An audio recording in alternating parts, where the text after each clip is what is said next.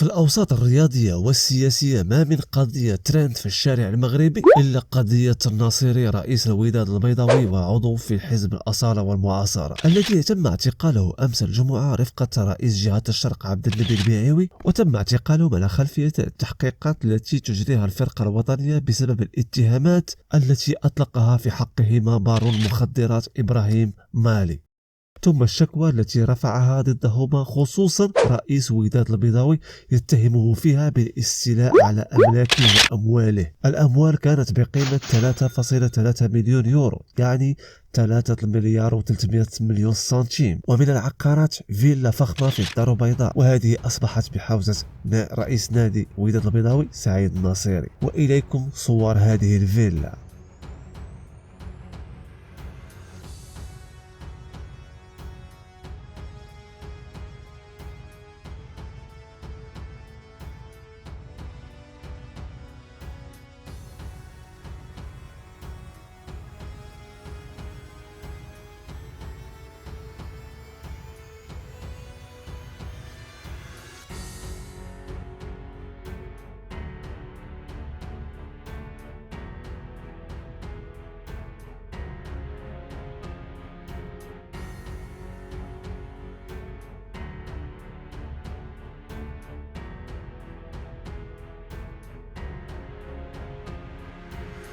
القضية لا زالت في يد الفرقة الوطنية، والتحقيق التفصيلي سيكون في يناير القادم، وعلى ما يبدو أنها نهاية كارثية للناصري، وعسى أن يكون عبرة للبقية، كما أنه مازال لنا في الحديث بقية، لأن هناك تهم أخرى كغسيل الأموال التي تؤكد أن للناصري يد في النشاط تاع الحاج إبراهيم المالي. نلقاكم في قادم الفيديوهات.